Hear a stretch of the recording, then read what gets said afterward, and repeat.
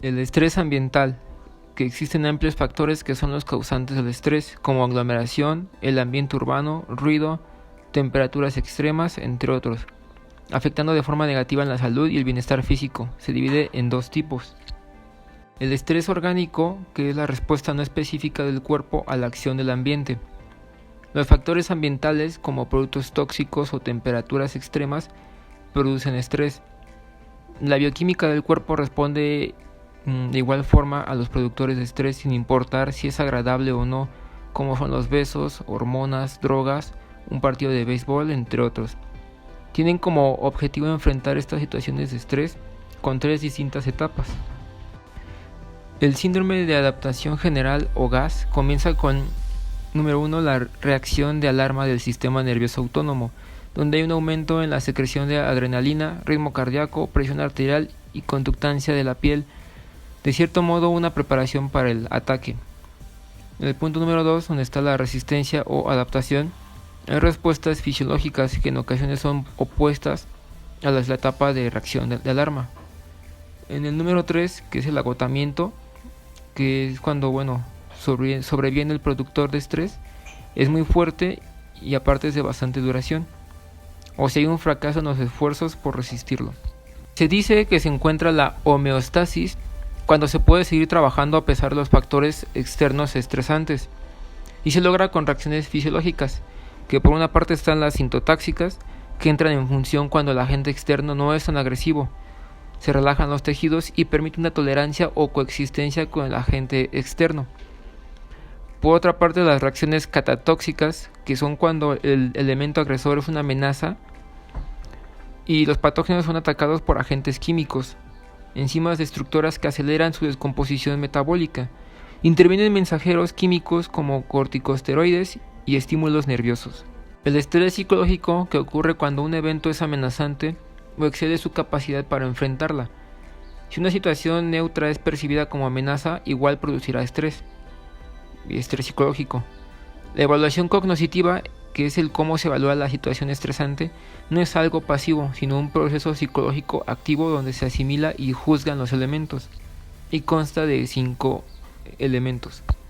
El número 1, que es la evaluación primaria, que sirve para distinguir situaciones potenciales amenazantes de las benéficas o que no tienen tanta importancia. La segunda etapa, que es la evaluación secundaria, donde se estiman los recursos del individuo para enfrentar la situación amenazante. La tercera, que es la reevaluación, donde se reconsidera el problema. La cuarta, que es una respuesta enfocada en el problema y se da una solución al problema que produce estrés. La quinta, que es la respuesta enfocada en las emociones, donde se reducen los sentimientos negativos, destacando lo positivo de la situación. Espacio personal. Definición del espacio personal. Proxémica. Este es el estudio científico del espacio como medio de comunicación interpersonal. Aquí se habla también de distancias de interacción humana. Según Edward Hall, existen 4 zonas de distancia, las cuales son la íntima, la personal, la social y la pública, donde cada una de ellas se centra en el tipo de relaciones que tenemos con los demás, derivando desde el contacto físico hasta los 7.20 metros o más de una persona. El espacio personal también se define como la zona que rodea a un individuo en donde no puede entrar otra persona sin autorización. Algunas diferencias culturales del espacio personal son que la nacionalidad causa que las personas de diferentes medios culturales se sientan ofendidas por parecer fríos, reservados o agresivos, y esto debido a diferencias estereotípicas del espacio personal entre las culturas, como por ejemplo del norte de Europa, Britania, mediterráneas y árabes, etc. Debido a esto, o en su mayoría, resulta difícil encontrar una distancia personal cómoda entre personas de diferentes medios culturales. El carácter étnico, en el más reciente trabajo realizado por Patterson y Scherer, indican que el espacio personal está influido por el medio socioeconómico más que por el carácter étnico. Aquí el desarrollo es que el espacio personal también cambia a través de las distintas etapas del desarrollo. También en el rol sexual se han observado que la zona de espacio personal es más grande para los hombres que para las mujeres. Las parejas mixtas mantienen una proximidad espacial más estrecha que las parejas del mismo sexo, donde en un área de Sudáfrica, debido a las conductas de las mujeres, donde mostraron mayor tendencia a acercarse a los hombres que les gustaban. También en la esquizofrenia, según Horowitz, estudió a los pacientes que ingresaron en el hospital hasta ser dados de alta, donde encontró que los límites tanto pacientes como esquizofrénico con y pacientes con depresión fueron disminuyendo conforme se reducía el grado de perturbación, y otros estudios revelan que en algunas circunstancias los esquizofrénicos mantuvieron distancias mayores que las personas normales. Algunas técnicas de medición del espacio personal. La observación naturalista, el procedimiento de aproximación alto, el cual es medirse en situaciones de laboratorio controladas donde el sujeto se aproxima a una persona y se detiene, donde el sujeto comienza a sentirse incómodo. Las mediciones de simulacro, esto iniciado por James Coete, la cual consiste en que a un sujeto se le da una o más figuras de fieltro que representan seres humanos y se les pide colocarlas en un campo de fieltro tal como el sujeto quiera. Aquí los sujetos, según Coete, no lo colocaban al azar, sino de acuerdo a una combinación de respuestas particulares para determinar el grado de cercanía. Ahora viene la validez de las simulaciones. Aquí, Ken Little examinó las pruebas mediante simulación y con actrices reales en un escenario, donde se les pedía al sujeto poner figuras simuladas en un campo fondo y después interpretar el rol de director de teatro y situar a las actrices donde las había acomodado en el escenario de manera real. Esto y muchas otras investigaciones se pueden concluir que siempre se deben usar métodos de observación naturalista, siempre que sea posible, y cuando no es posible, usar el procedimiento de aproximación alto, y cuando deba usarse una simulación, los hallazgos obtenidos deben considerarse con un valor relativamente menor que los obtenidos en observación naturalista. Algunas funciones psicológicas del espacio personal es la autoprotección. El espacio personal opera como un amortiguador contra amenazas físicas y emociones de otras personas. También las invasiones del espacio personal, aquí en un estudio de Robert Sommer y colaboradores, donde se invadió el espacio personal de pacientes psiquiátricos, seleccionando a hombres que no participaban en las dinámicas, donde un tercio de los participantes a los 2 minutos se alejaron de sus asuntos, mientras que ningún paciente de control se alejó mientras no se invadiera su espacio. Algunas características del invasor es que el sexo del intruso influye en la reacción del individuo. Estos realizados por Blenda y Dance demuestran que los hombres se sienten más perturbados que las mujeres cuando su espacio personal es invadido. La edad, en tanto se incrementa en niños con adultos, también fue afectada en las respuestas positivas de 5 años, ignorados de 8 años y reacciones negativas con niños de 10 años, y el nivel social, donde en una biblioteca las personas se alejaban de alguien con traje en contraste con alguien de ropa más casual. Aquí también entra la atracción interpersonal. En el caso de la amistad, el espacio personal regula las manifestaciones de atracción interpersonal y de acuerdo al grado de interacción de las personas. La atracción, se dice que algunos estudios relatan que se ha demostrado que cuando más corta es la distancia entre dos personas se percibe mayor atracción a ellas. Howard Rosenfeld encontró que cuando se intenta obtener aprobación de otra persona se coloca más cerca que cuando no lo hacen.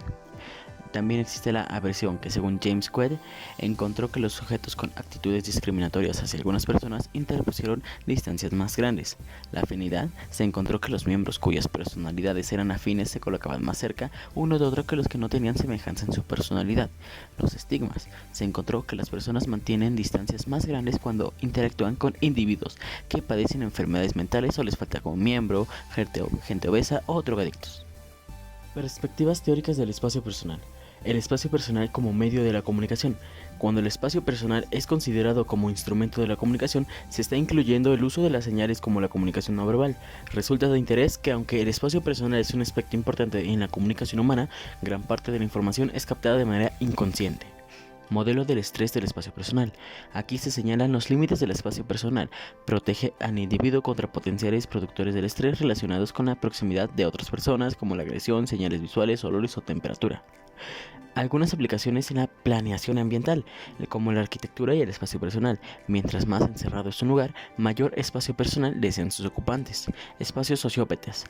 Espacios como tiendas indias, iglús, chozas, son espacios sociópatas porque fomentan o estimulan el desarrollo de relaciones interpersonales estables. Sin embargo, un espacio ideal debe ser flexible de manera que los individuos puedan o no relacionarse según la ocasión. Diseños de ambiente terapéuticos. En los consultorios, la terapia y la interacción se percibe menos cálida y menos agradable mientras mayor distancia existe.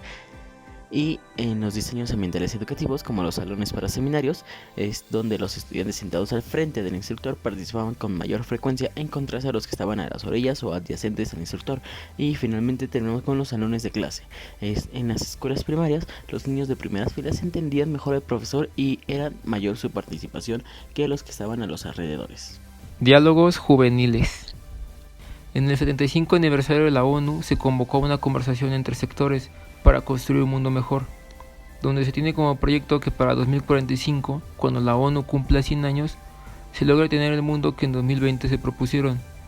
Para eso se tomó en cuenta las propuestas, ideas, entre otras, de adolescentes y jóvenes, que además van a participar en la Agenda 2030. Esta reunión virtual lanzó propuestas para dicha meta tomando en cuenta las 5P. Primera P de personas, que tengan acceso a la salud y bienestar integral, así como darle un empoderamiento a las niñas y adolescentes. La segunda P de planeta, donde se abarca el cambio climático y reducción del riesgo de desastres. La tercera P, donde se habla de gobernanza y construcción y educación por la paz. La cuarta P de prosperidad, donde haya una distribución de la riqueza y emprendimiento, así como innovación social. Y la quinta, que son alianzas, donde se formen para el desarrollo sostenible. Los diálogos tuvieron una duración de 2 horas. Hubo interpretación de lenguaje de señas y una vez terminadas las propuestas mediante la plataforma de Padlet, se hizo un comité para verter los resultados y estructurarlos. La privacia, en esencia, no conlleva a unos límites físicos, a diferencia del territorio. La privacia es algo más importante y usado de lo que normalmente conocemos.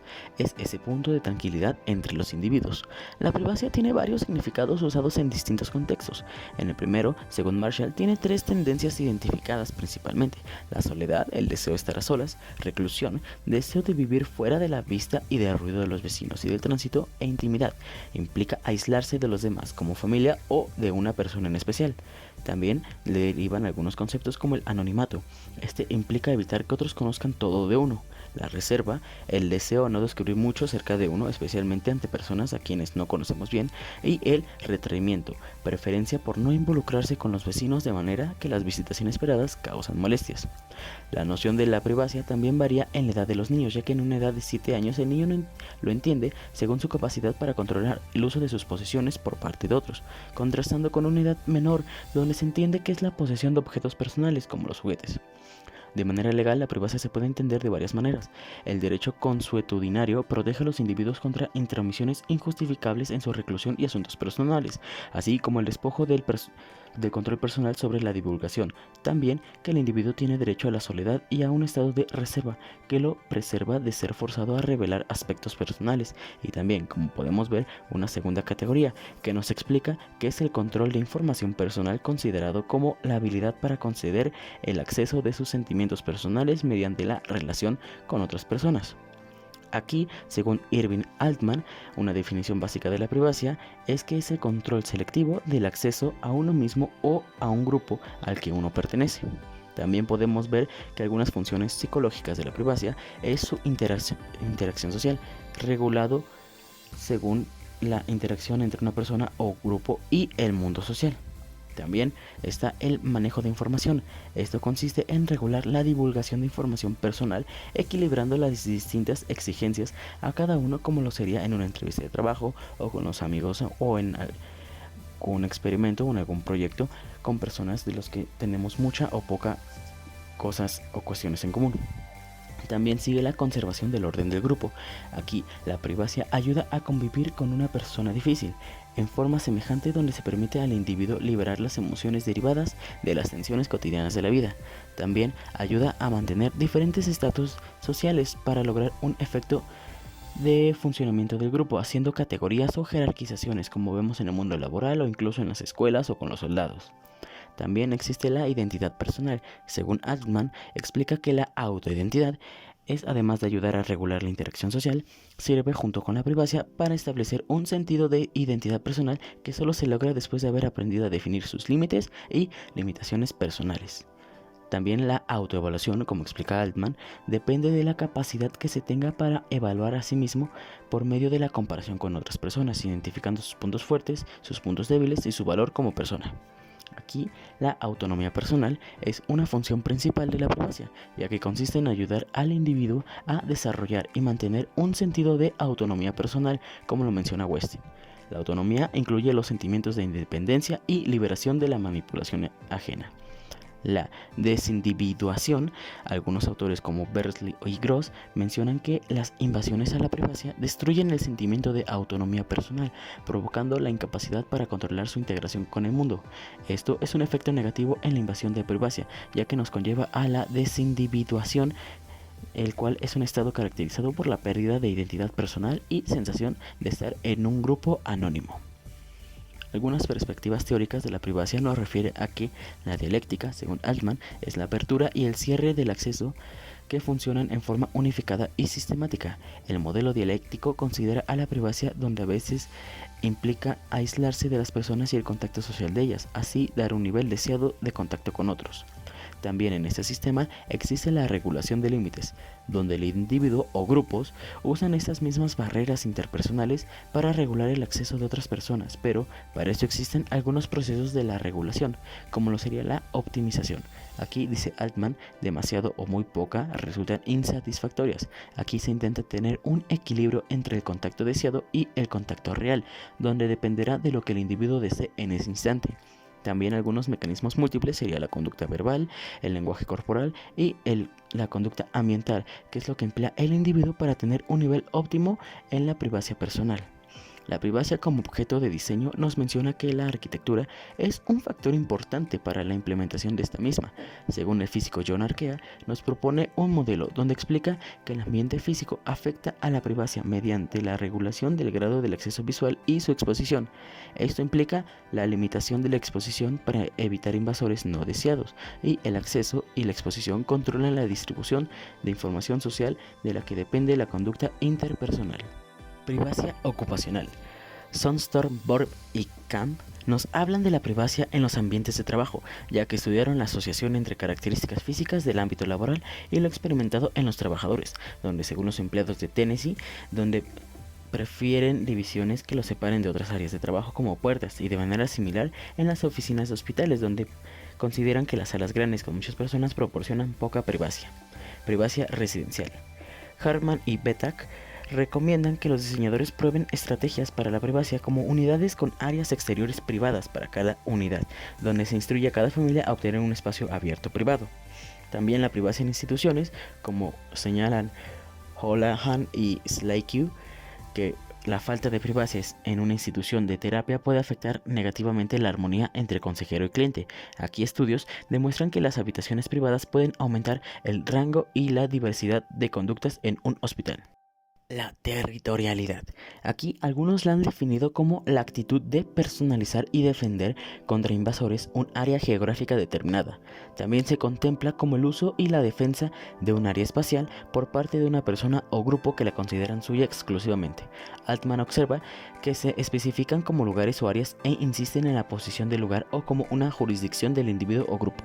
Sin embargo, Julian Edney señala que las definiciones varían y menciona que la territorialidad es un patrón de conducta asociado a la posesión u ocupación de un lugar o área geográfica por parte de un individuo o grupo, que implica la personalización y defensa contra invasores. Aquí hay algunos tipos. Los primarios, estos se encuentran bajo un control completo de los usuarios por un periodo prolongado de tiempo y, según Sidney Brower, son personales como la casa.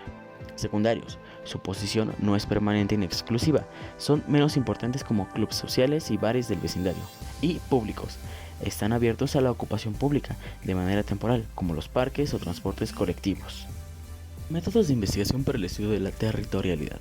Altman y Edney explican que la naturaleza de la territorialidad requiere que la mayoría de investigaciones en esta área sea realizada en situaciones de campo, donde los sentimientos y personalizaciones son desarrollados en contraste en ambientes artificiales de laboratorio.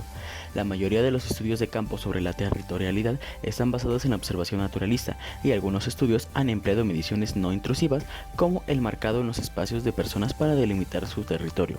Algunas usan métodos de encuestas de reconocimiento, donde Edney combinó las encuestas con mediciones no intrusivas en un vecindario suburbano, encontrando que aquellas personas con mayor tiempo tenían letrero o cercas para delimitar su propiedad. También se han utilizado los métodos experimentales, ya sea de campo o de laboratorio, donde Robert Sommer y Franklin Becker realizaron un experimento acerca del rol de las señales territoriales para resguardar lugares. Algunas funciones psicológicas es que en las actividades cotidianas son una cadena ininterrumpida de conductas desde el pensamiento creado hasta la preparación y la ingesta de alimentos, como pensamientos constantes e incontrolables. La vida sería perturbada si no fuera capaz de localizar a ciertas personas o evitar el contacto con otras. También ayuda al individuo a desarrollar un mapa cognitivo de los tipos de conducta relacionados con determinados lugares. Por ejemplo, aquí en la organización social se le ayuda al individuo a desarrollar un orden para los grupos, de acuerdo con el nivel social relativo o dominio que ejercen miembros de estos, de manera jerarquizada y la forma de un individuo para influir en otro. También en identidad personal y de grupo, Edney afirma que el sentido de identidad puede surgir debido a que individuos comparten el mismo lugar como vecindario, escuelas, iglesias, etc.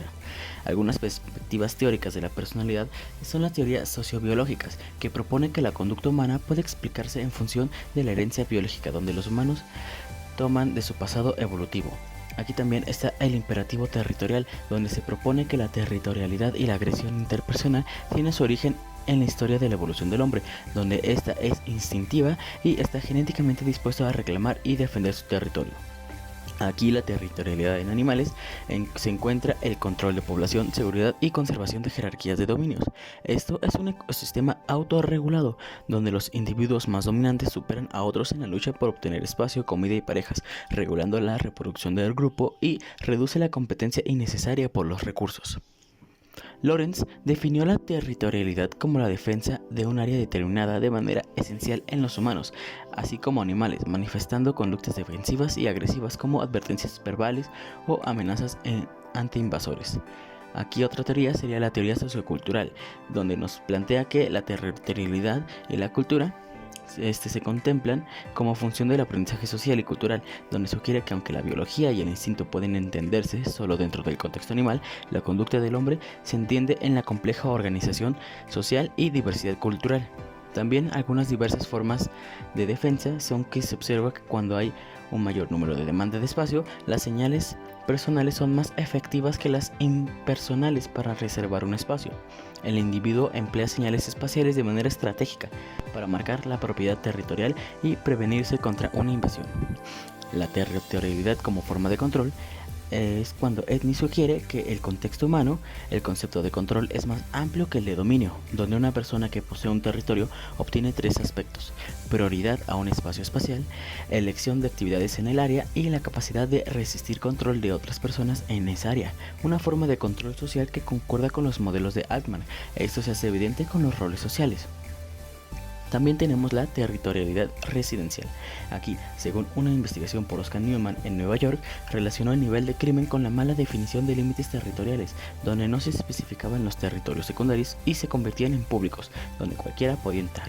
Finalmente, la territorialidad en ambientes institucionales.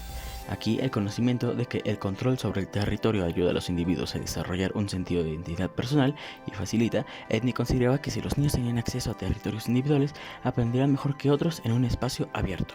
Los psicólogos ambientales han encontrado que los factores espaciales de los ambientes ejercen una importante influencia en el desarrollo de los patrones de la amistad.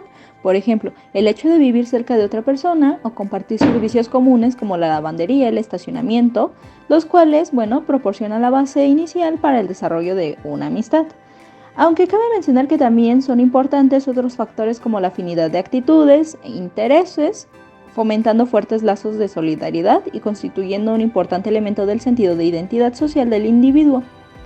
Asimismo, la afiliación se produce cuando una persona se aproxima a las demás en busca de ayuda y de un apoyo.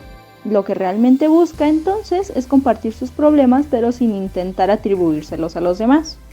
La necesidad de afiliación entonces se basa en el contacto con los demás que nos permite obtener aprobación y apoyo social, comparación y evaluación de nuestras creencias, actitudes y habilidades, así como desarrollar una identidad y un sentido de pertenencia. Todo esto influirá decisivamente en la elaboración de nuestro autoconcepto, que consiste en la imagen que hacemos de nosotros mismos en relación con los demás, y en la autoestima, que, dependiendo del análisis de este autoconcepto que hayamos creado, podrá ser alta o baja. Desde otro punto de vista, según el psicólogo William McDougall, en 1998, describió la necesidad de afiliación en términos de instintos, es decir, habló de la tendencia gregaria de compartir con otras especies la colonia del rebaño, que, bueno, no obstante el deseo de formar y mantener vínculos sociales, entonces presenta diferencias individuales y culturales. Es decir, la necesidad de formar y mantener dichos vínculos es universal, pero la manera de vivirlo, expresarlo, sentirlo es individual.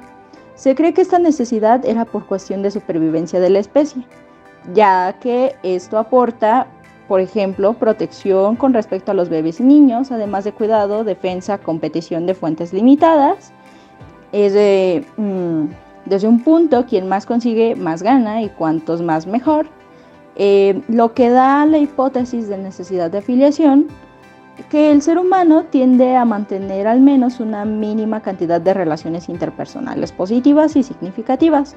Por otro lado, decimos que la solidaridad es un importante elemento del sentido de identidad social de este individuo.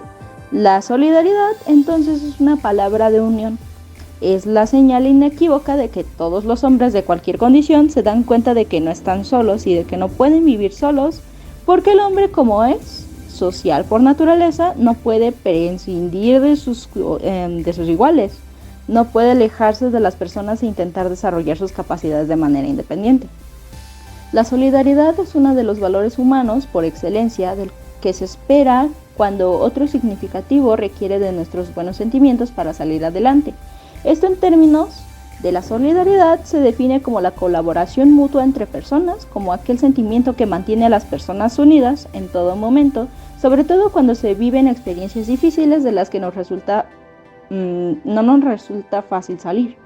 La solidaridad es más que nada un acto social, una acción que le permite al ser humano mantenerse en su naturaleza de ser social.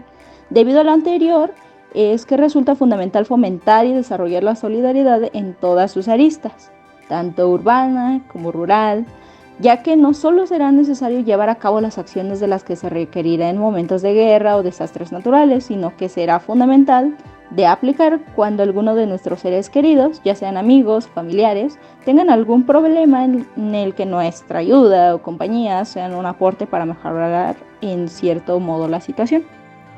Los psicólogos ambientales han descubierto que muchos vecindarios urbanos del sector central se caracterizan por tener una vida social más positiva y vigorosa de lo que se pensaba mucha gente.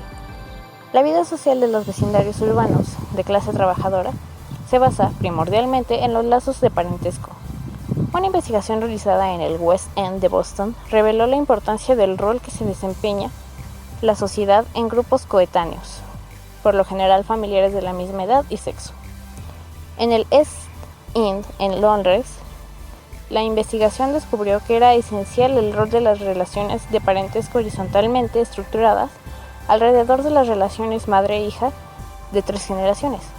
Otras investigaciones, principalmente en el West End, demostraron que los patrones de afiliación entre vecinos también constituyen un elemento esencial de la vida social del sector central de la ciudad.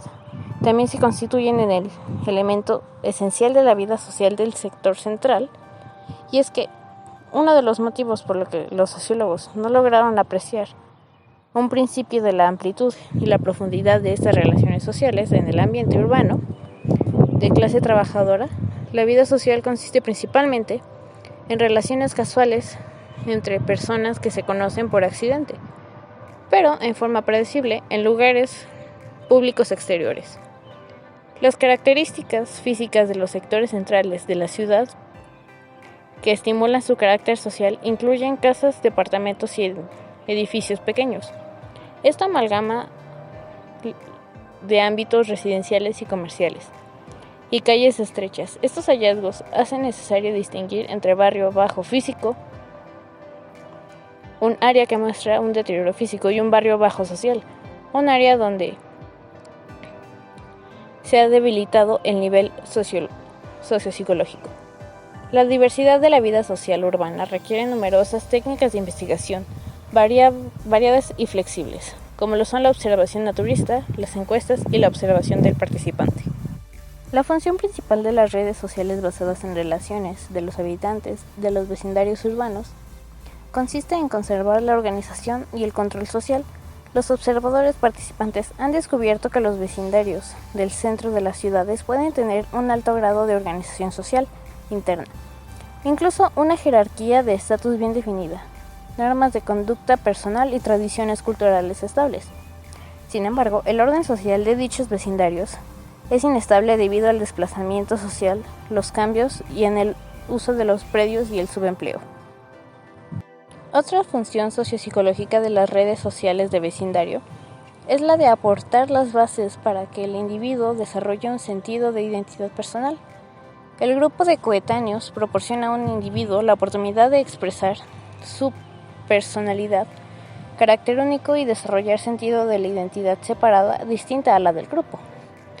La red social de vecinos ofrece a sus residentes un lugar más amplio que pueden llamar hogar. Por lo tanto, el ambiente del sector central de la ciudad proporciona el locus donde se desarrolla el sentido de identidad espacial y un grupo del individuo. La red de vecindario también forma el contexto social del cual se derivan los valores personales y ayuda al habitante urbano a mantener un ajuste psicológico positivo. Se ha observado que las personas que están integradas en dicha red tienen menos síntomas de perturbación psicológica que los individuos que se encuentran socialmente aislados. Los sujetos forzados a dejar la red social en West End, debido a la renovación urbana, mantenimiento y cosas por el estilo, también surgieron molestias psicológicas y psicosomáticas. La investigación orientada teóricamente ha revelado que la elección de amistades del individuo está influida por la proximidad física y la homogeneidad en antecedentes e intereses. La proximidad fomenta contactos pasivos no intencionales que tienden a ser mutuamente gratificantes. Los investigadores han encontrado que generalmente la amistad se basa en la proximidad cuando la persona tiene un estilo de vida más local, mientras que la homogeneidad es más importante al individuo de un estilo de vida más cosmopolita. La proximidad brinda al individuo muchas oportunidades de iniciar relaciones sociales, pero poco intensas. En cambio, la homogeneidad es esencial para las relaciones más profundas. Los psicólogos ambientales han propuesto la teoría de que la causa principal de la disolución del orden social en muchos proyectos de vivienda pública ha sido falta de espacio defendible. El espacio defendible se logra cuando el espacio que se queda libre entre los departamentos de un edificio es usado activamente por un gran número de residentes, quienes asumen la responsabilidad personal de cuidar el área. También es esencial para el espacio defendible la vigilancia natural, que ocurre cuando los residentes pueden observar fácilmente las áreas públicas de un lugar mientras realizan sus actividades cotidianas. Teóricamente, el lazo entre participación de estas redes sociales de vecinos y salud mental es el apoyo que las relaciones sociales proporcionan al individuo. La familia, los amigos y los vecinos son la primera fuente de apoyo que se busca en momentos de crisis emocional. Los investigadores opinan que el apoyo social desempeña una función esencial e importante en el proceso de adaptación que capacita al individuo para enfrentar situaciones de gran estrés. El conocimiento acerca de la importancia sociológica de las redes sociales de vecinos puede aplicarse en la solución de muchos problemas relativos a la planteación urbana. Los psicólogos ambientales han demostrado que los espacios públicos de las áreas urbanas deben diseñarse de manera tal que alienten y apoyen múltiples actividades, que el diseño de vivienda en edificios altos debe ser humanizado, que los programas de renovación urbana deben responder más a las necesidades sociopsicológicas de los residentes y que los ciudadanos pueden y deben participar en la planeación de su comunidad. Aglomeración. Factores psicológicos y subjetivos de la percepción de los individuos ante la restricción espacial. El cómo se sienten las personas cuando hay mucho hacinamiento y mucha multitud. Hacinamiento. Acumulación de individuos o de animales en un mismo lugar, físicamente no preparados para albergarlos. Densidad social. Puede ser interior, que es la cantidad de personas por área espacial dentro de una vivienda, o también puede ser exterior, que es el número de viviendas dentro de un área geográfica. Efectos psicológicos de la aglomeración. Entre esos efectos tenemos la desorganización social, las agresiones entre la especie al haber mucha incomodidad, el aislamiento, solidaridad reducida o sea, el no me intereso por el exterior. Sobrecarga de información, que es poder oler su transpiración, perfumes, gritos, música, conversaciones, etcétera.